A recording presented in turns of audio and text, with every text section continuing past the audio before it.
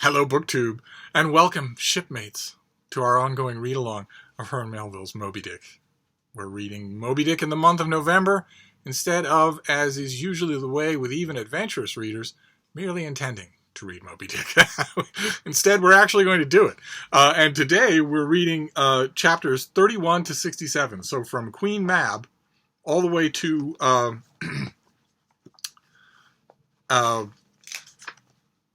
cutting in. And if you've read these chapters, I assume you're reading along dutifully, you will see something that I think needs elaborating anyway. It needs stating outright, because we've only hinted at it. We hinted at it last time. Herman Melville, the author of Moby-Dick, what? Oh. Hello there, shipmate. Was a conflicted person. He was not an easy person. He was a difficult person. He was a conflicted person. Not just in terms of his literary output. He struck gold at the beginning of his literary career by writing adventure romances, and he had a real flair for it, a real flair for comic pacing, a real flair for presenting in vivid colors exotic scenery that his stay-at-home readers would never see, and he knew that, and they knew that. That's what those readers really liked.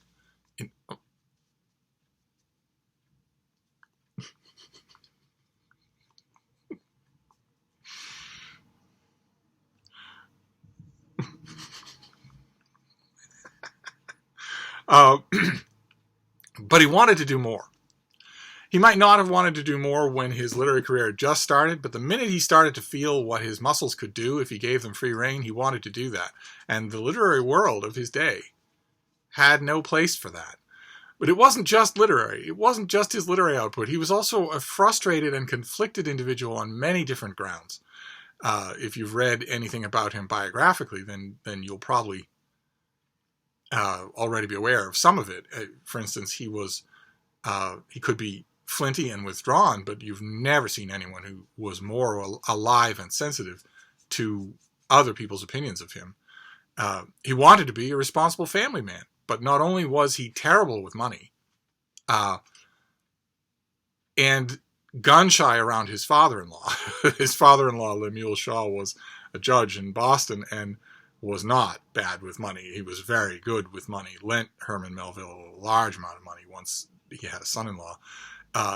And if I had a second channel devoted to history instead of books, I could devote a whole hour to Lem Shaw, and not just in connection with Herman Melville, but just in his remarkable life, which has never had a chronicle and probably never will. And that's a shame. But it wasn't just that Herman Melville was nervous or impulsive or bad with money because he was under such a stern gaze from his father-in-law, because his father-in-law was also funny and generous. It was just that he was bad with anything practical. And yet he wanted to be a good family man, because that was what his society told him he had to be.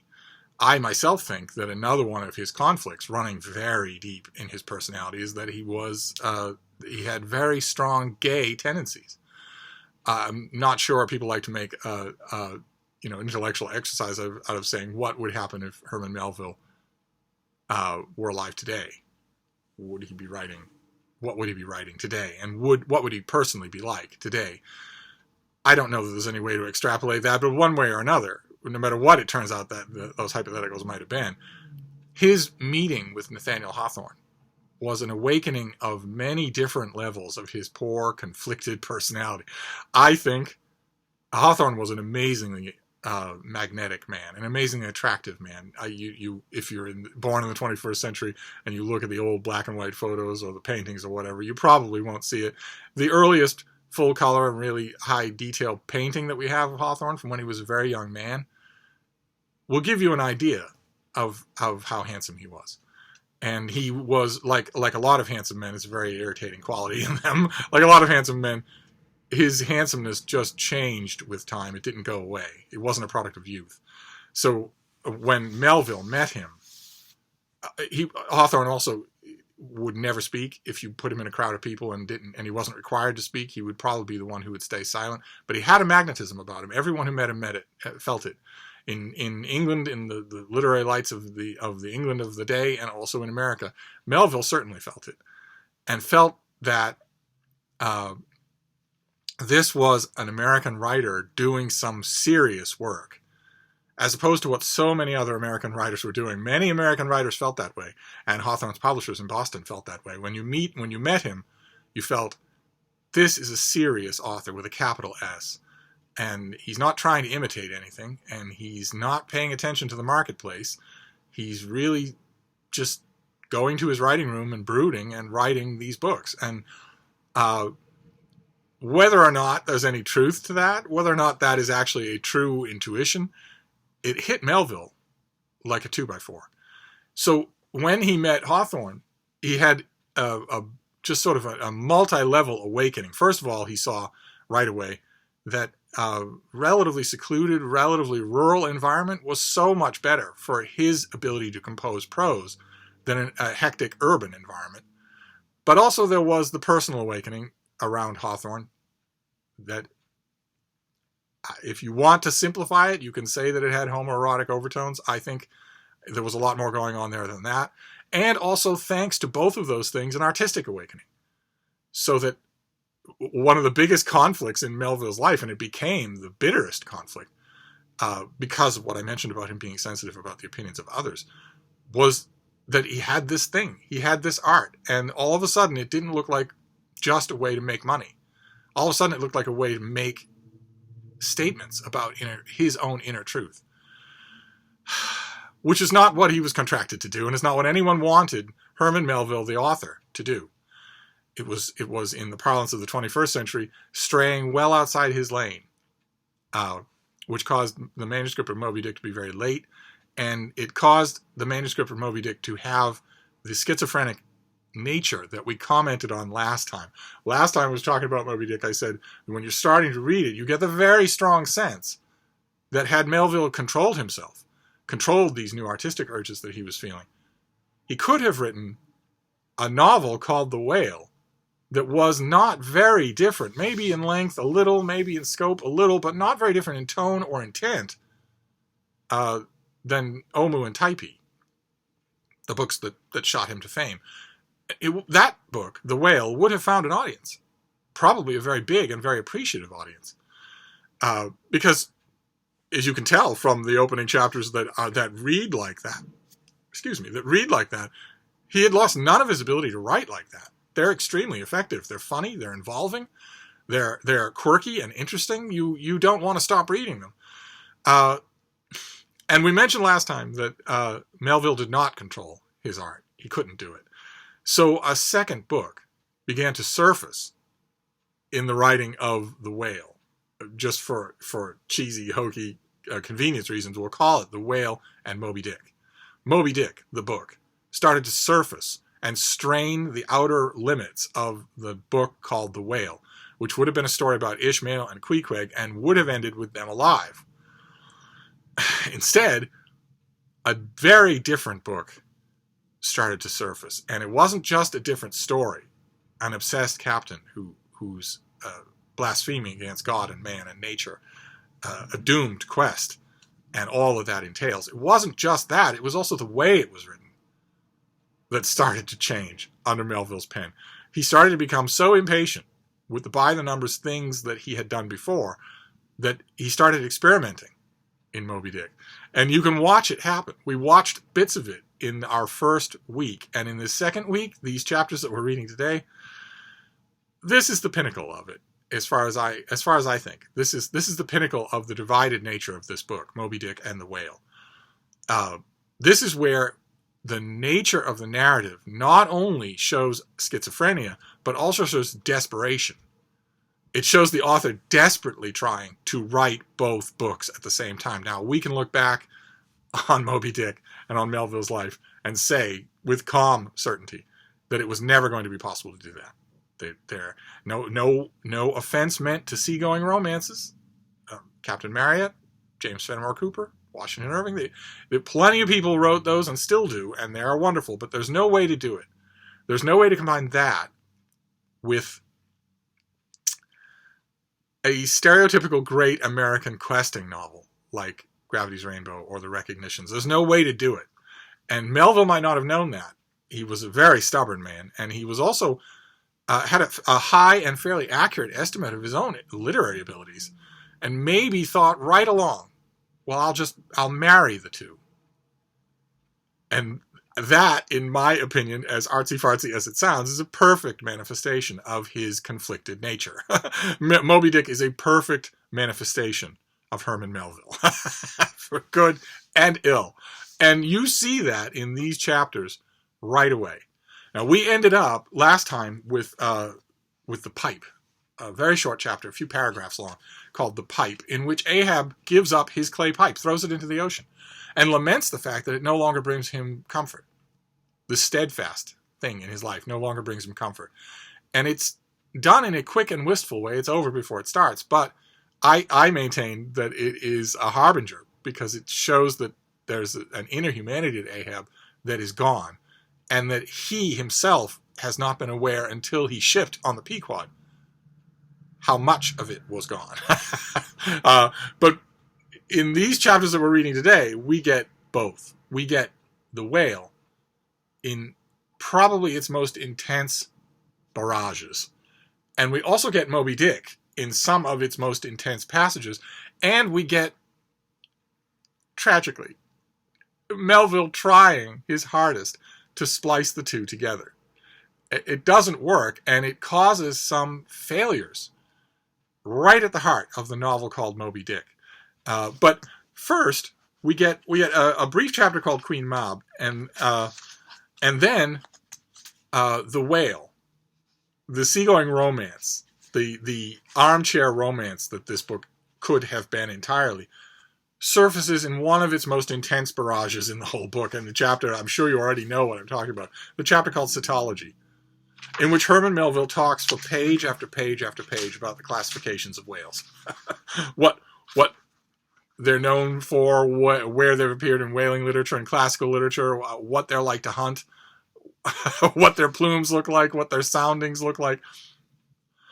This is exactly what I was talking about when I mentioned, before we started this read-along, that the virtue of reading those chapters, the whale chapters, the factual chapters, the cetology chapters, the reason for reading them is because the book is carrying with it everything you need to know about its subject matter. All of it. Everything, more importantly, everything that Melville knew, and nothing of what we know. So you read chapters like Cetology, and all of a sudden Melville is laying out for you not just what his characters are hunting, but what he himself has done in terms of research. He even names the books.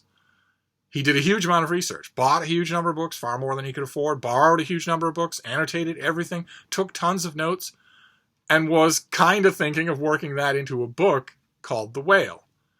It, of course, has almost no place in a book called Moby-Dick. And in the splicing of the two, the point that I've always made when I try to defend reading the unabridged Moby-Dick is that you need those chapters. They are the try-works. They are you carrying in this book everything that you need in order to comprehend its world. Melville, I think, presciently saw that world would disappear completely. And that if he didn't do that, his book would be a curiosity piece. And there were books on the whaling industry, on whaling adventures, that didn't do that. And they are all gone. No one remembers them. Because you can't make any sense out of them when you read them. They don't, not on their own. You need Wikipedia open. You need an encyclopedia open. You need to have taken a course. With Moby-Dick, that's not true. With Moby-Dick, everything that you need to know about the 19th century whaling industry is in the book. All written beautifully. So you have the chapter called Cetology, and you have to just sort of wade your way through it. And it's, let me see here, it's followed by a couple of chapters in which the book Moby-Dick, in which a very different and strange book surfaces. The masthead is the next chapter, and then the Quarterdeck, a chapter called the Quarterdeck. And it's in the chapter called the Quarterdeck that we learn that Ishmael and the crew of the Pequod learn their fate. They learn something that they didn't know when they shipped out, and that may have changed their decision to ship out, although it doesn't seem so at first. Because Ahab takes a gold piece worth a large amount of money, worth probably as much as one of the lower crew members on the Pequod would earn in the whole voyage, and nails it to the masthead, and says that is for the man who spots the white whale. That is for the man who spots Moby-Dick. And that's when the crew learns a name. That's when the crew learns a name. Later on in the town host story, one of the characters says, what, do whales have christenings now? Since when do they have names? But this one is white all over. And he has harpoons sticking out of him like corkscrews. And he has a disc-shaped jaw. He's singular. And he's therefore identifiable. And he has a name, Moby-Dick, a mighty and malevolent sperm whale. And it's in the chapter called the Quarterdeck that Ahab reveals that it's Moby-Dick that he's hunting. Captain Bildad and Captain Peleg have fitted out the Pequod for a 3-year journey, hunting whales in the southern seas, filling casks with whale oil, risking life and limb to round the Horn and weather storms and doldrums in order to bring that cargo back home to Nantucket, where it will pay out. That's the mission that Bildad and Peleg provisioned the Pequod for, but that's not the mission that Ahab is on. Ahab wants to kill a whale. One whale. He's an avid whaleman. And we see in these chapters that we're reading today that he does lower himself in boats and go hunting with his men. We're told in these chapters that very often whaling ship captains didn't risk lowering in boats and going after whales themselves because they were too important for the voyage. So they would oversee, but they wouldn't throw the harpoon themselves. Ahab isn't like that. He can manage being in a boat. He can manage throwing a harpoon. As we're told, rather clinically, the leg that he lost was at the knee, and he has another working knee. We're told that if he'd lost that leg at the hip, well, then there'd be no hope. But since he can move around, he can operate a whaleboat without putting anyone else in danger. So he hunts whales. But it's one particular whale that he wants. and he tells the crew, he describes this whale. And some of them, like Queequeg or some of the other native harpooners, the very experienced harpooners, recognize the story of a white whale. They know that the whale's name is Moby-Dick. And it works like lightning on Ahab. He dissimulates, he dissembles no more in front of his crew. Instead, he said, "Who told thee that?" cried Ahab, then pausing. "I, Starbuck," he's talking to his first mate here. "I, my hearties all round. It was Moby-Dick that dismasted me. Moby-Dick that brought me to this dead stump I stand on now. I, he shouted with a terrific, loud animal sob like the heart-stricken moose. I, it was that accursed white whale that raised me, made a poor pegging lubber of me forever and a day." Then, tossing both arms with measureless imprecations, he shouted out, I, and I'll chase him round Good Hope, and round the Horn, and round the Norway maelstrom, and round perdition's flames, before I give him up. And this is what ye have shipped for, men, to chase that white whale on both sides of land and all over sides of earth, till he spouts black blood and rolls fin out. And because Ahab is insane, and because he is mesmerizing, the men fall in line. Ishmael later says that all I want now is to put a spike into the whale called Moby-Dick.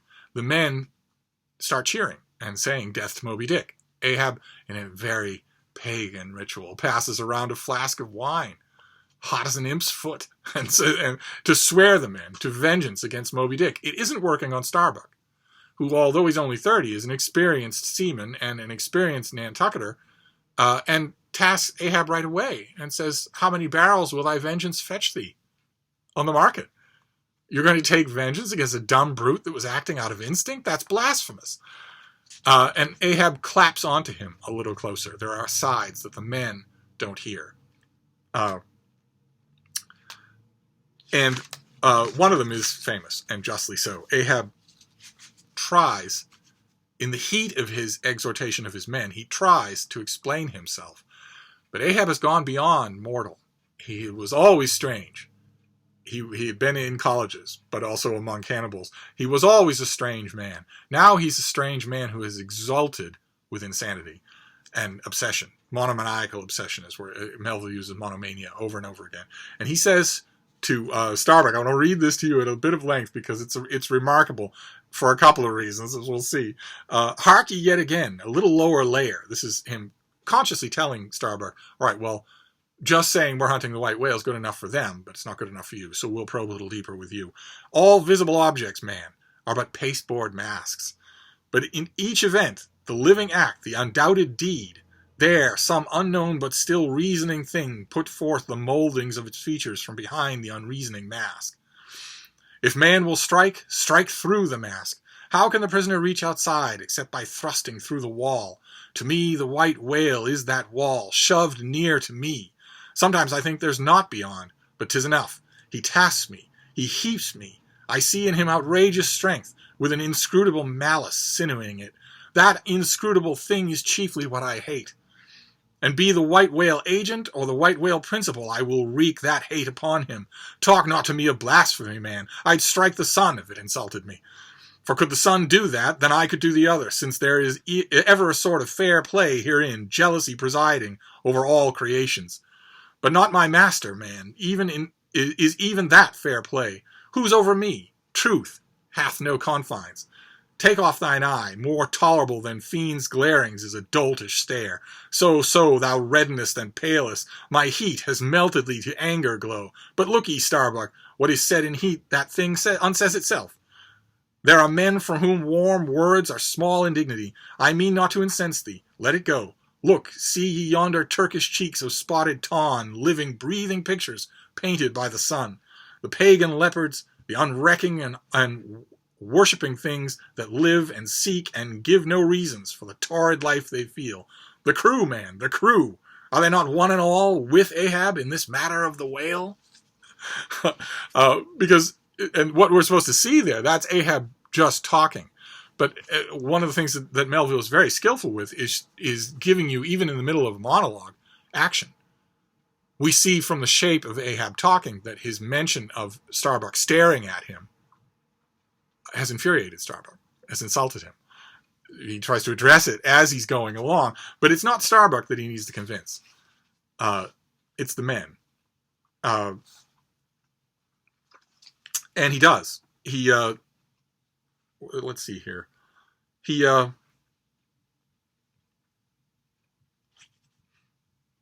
turns back from Starbuck, who is now understands what's going on. And Ahab knows that Starbuck knows it, but it doesn't matter because the men are with him. And he calls them brave, and he swears them to the death of Moby-Dick. And that is the main action of these chapters that we read. But they go on from there, and the conflict here is, well, you can see that it's pretty simple, right? I mean, that is a third of the way through the book, and already in that monologue, Ahab has made it clear that the goal of his life is to hunt down and kill Moby-Dick. Not a whaling vessel, in other words, not a whaling cruise, not the grounds for a romance novel. Instead, this is all of a sudden something bigger, something at once much worse, much stranger, but quicker, too. Right? I mean, quicker, too. Folklore may attribute to Moby-Dick an inhuman malevolence, but Melville is careful to describe Moby-Dick as a whale, only a whale, who follows mating drives and food and migration routes and whatnot, and Ahab has extensive charts, so he knows where to find Moby-Dick. The ocean is still vast, the Pequod is still small, but the chances are good. He knows where to find Moby-Dick, and then it will just be one way or the other. Either Ahab wins or Moby-Dick does. It's not the same thing as a captain trying to shepherd his crew all the way back 3 years through a journey home. Instead, the story of Simple Revenge could be very quick. It wouldn't need a book this big to tell it. So you know at that moment, since you've got all this in front of you, that Melville has a lot more story to tell than just that monomaniacal obsession. The main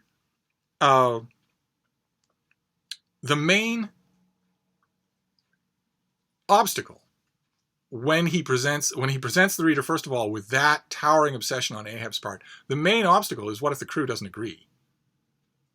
They didn't sign on to hunt one whale. They didn't sign on to be living appendages of Ahab's quest for vengeance.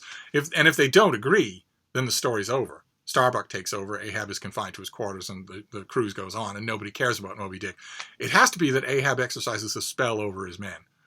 And he does. So that potential obstacle to the novel Moby-Dick, as opposed to the novel The Whale, is removed right away. The men are now as obsessed as Ahab. They will follow where he leads.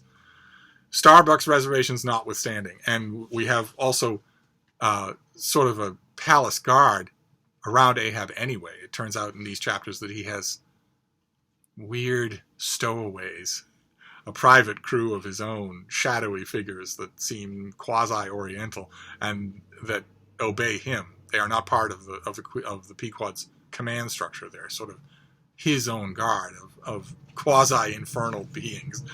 So there's really no way. In other words, in those chapters that I just mentioned, the fate of the Pequod is set.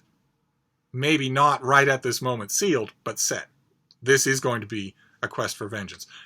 Melville sort of had to do that because he knows from his own personal experience working on whalers that would never have been tolerated in an actual whaling vessel. That wouldn't have worked. So he had to set that up. But although that scene and also the one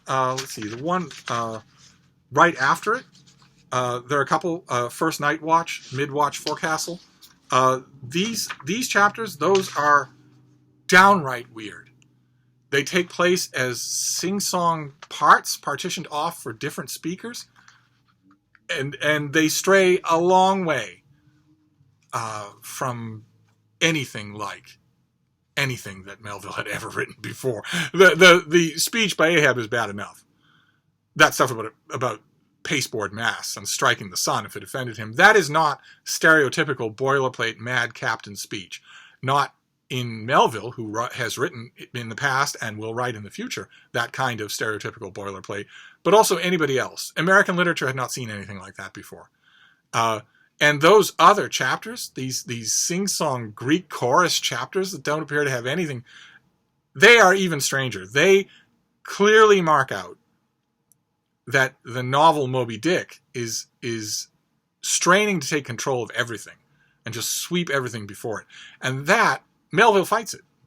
I myself think he shouldn't have, but he didn't know the reception this book was going to get. So he was probably hoping for the best. If he had known, if it were possible to go back in time and tell him in 1850, you should just write this book the way you want because it's going to fail anyway.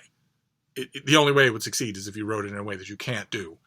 If you're going to write it the way you want, the way you dream of, a book that Hawthorne would be proud of, then you should just do that.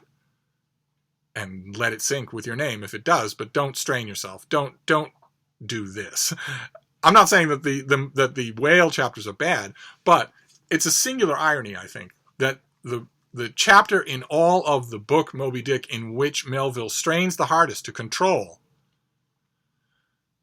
these two warring halves of his inspiration is the chapter called Moby-Dick. The chapter called Moby-Dick in the novel Moby-Dick is one of the most boring chapters in the book.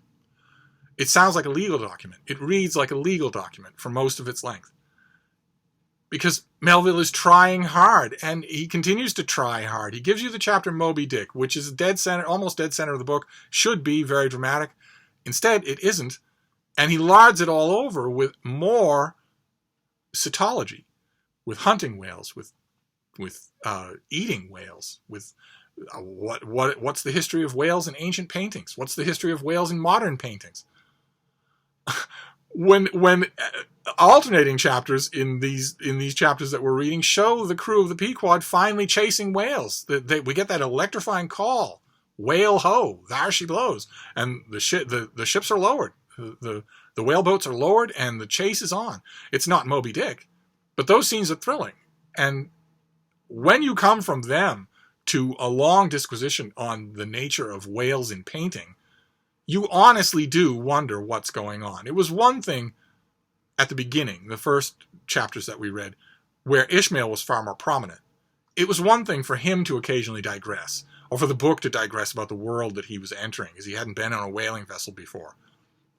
Now, after Ahab has sworn personal vengeance on a white whale and committed his crew to follow in his path, now you're going to break in that story and write about whales in pictures? Write about what whale, how the different whales taste when you prepare them as food? Write about certain pieces of equipment on board the Pequod? A whole, not long chapters, 2 or 3 paragraphs, but still. You're breaking your narrative to tell me about a certain kind of line, certain kind of sheet. In other words, it's in these chapters that I think that anyone can start to see that this is a book at war with itself. And in the chapter Moby-Dick, we get a sort of recension of the book just in general. I want to see if I can find it here. I'm having a tough time finding quotes this time around. Let's see. I might not have it marked out. It's in the chapter Moby-Dick that Melville just sort of rehashes the plot. The plot of his book. I'm not sure that I can find it here, but it's oh wait, here we go. Yes. Let's see here. Here then was this gray-headed, ungodly old man chasing with the curses a Job's whale round the world, at the head of a crew, too, chiefly made up of mongrel renegades and castaways and cannibals, mostly enfeebled also by the incompetence of mere unaided virtue or right-mindedness in Starbuck, the invulnerable jollity of indifference and recklessness in Stubb, and the pervading mediocrity in Flask. Those are the 3 men in charge of the Pequod underneath Ahab. Such a crew, so officered, seemed specially picked and packed by some infernal fatality to help him in his monomaniac revenge. How it was that they so aboundingly responded to the old man's ire, by what evil magic their souls were possessed, that at times his hate seemed almost theirs, the white whale as much as their insufferable foe as his, how all this came to be, what the white whale was to them, or how to their unconscious understandings also in some dim, unsuspected way he might have seemed the gliding great demon of the seas of life, all this to explain would be to dive deeper than Ishmael can go. The subterranean miner that works in all of us, how can one tell whither leads his shaft by the ever-shifting, muffled sound of his pick? Who does not feel the irresistible arm drag? In other words, it's in the middle. See, that almost sounds like a legal disclaimer. At the end of the chapter called Moby-Dick, Ishmael, speaking about himself in the third person, basically tells us that there's no hope here. That a combination of the ragtag nature of the crew and the diffident nature of the officers means that this is going to happen. That this crazy old man is going to try and exact his revenge on an animal. I don't know. I'll be interested to know what you made. I think that those chapters become more and more markedly depressing as the book goes along. Once we're underway, once Ahab has declared his intention, once it's all done with such a masterful, almost Shakespearean ear, I, as a reader, trust Melville to tell that weird story. I don't really so much need him to be constantly reverting to type, constantly trying to go back to romancing the story. I don't really need him to do that. And he does. He does repeatedly. Which is why it's all the more... there's one extra thing that I want to mention here in these chapters that we're reading. One thing that stands out and makes it all the more melancholy is that in the middle of this struggling, between the two halves of his book, an ordinary adventure-oriented sea romance, and whatever Moby-Dick is, in the middle of that struggling, of Melville struggling to reconcile the two, he actually stops fully in order to tell a version of Moby-Dick that might have been. He stops to full out give us a small novella about a previous ship's encounter with Moby-Dick in the amazing chapter called The Town Hose Story, which it doesn't affect the narrative of Moby-Dick at all. It doesn't tell us much about Moby-Dick the whale, except that he's had a long and storied history. Instead, it's an alternate version of the Pequod. in a weird way, in a way that I don't know. I've read it, I can't tell how many times, and I still don't quite understand what purpose the town host story serves in this book. I suspect that it's the most important chapter in the book, but I honestly don't know what purpose it serves. Is it Melville looking over the hedge, longingly, at a simpler version of this story that he would have written if only he could have? I honestly don't know. I'll be interested to know what you think. But that when these chapters end, when we get all the way to the end of, let's see, where are we going here? Let's go to the table of contents. When we go all the way to the, this is the beautiful Barnes & Noble edition of Moby-Dick. They don't make this anymore. Now they have a leather-bound classic of Moby-Dick, but they don't have this. This had original color illustrations and an introduction by Mark Halperin. I love it. It's probably my favorite edition of Moby-Dick. But anyway, we started with Queen Mab for, let's see, this read along. God almighty, I'm having a terrible time with... Yes, okay, we started with Queen Mab for this read along, and we go all the way to Cutting In, which is chapter 67. And that's basically all I have to say about these chapters. These chapters show us a lot. They introduce us to Ahab's mad quest, explicitly. They introduce the crew to that. And they also show us what life on the Pequod is like. We see the crew lowering away to hunt whales. We see some of the dangers involved. We see some of the thrill involved. We see the whale carcasses being swarmed by sharks. One of them almost takes Queequeg's hand off. We see the world. In other words, it's a small, fractured glimpse of the novel The Whale that Melville might have written, in which we experience, I mean, that's what Omu and Typee were like. They were wonderful fireside armchair experiences of far-off exotic seafaring life.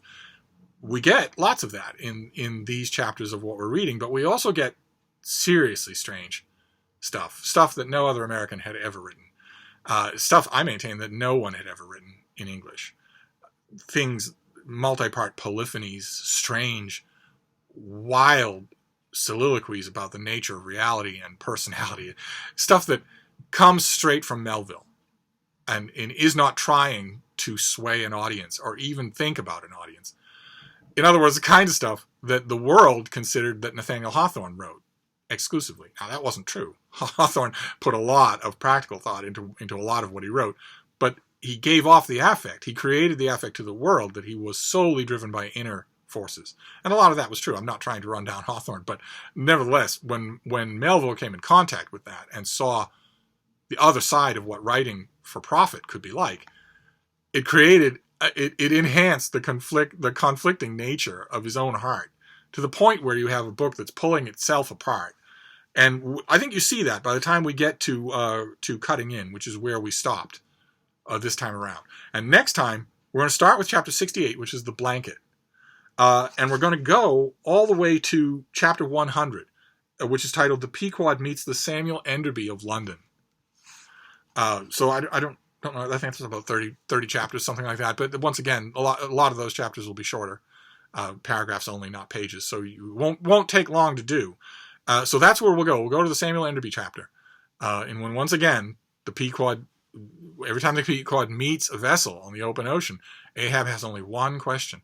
Have you seen the white whale? And the crew learns very early on that if that ship answers no, Ahab has very little interest in them. Doesn't really want to know about currents or productive whaling grounds. Herds they might have seen, stuff that as a responsible shareholding captain he should care about. And he's also not really concerned with having his crew socialize with other crews, even though captains viewed that as very important to avoid unrest. He's mainly just interested in the answer to that question. And sometimes, like for instance, the first ship they meet, he just sails on. When they say no, he just sails on. Doesn't have anything more to do with them. So we'll go to the Samuel Enderby chapter.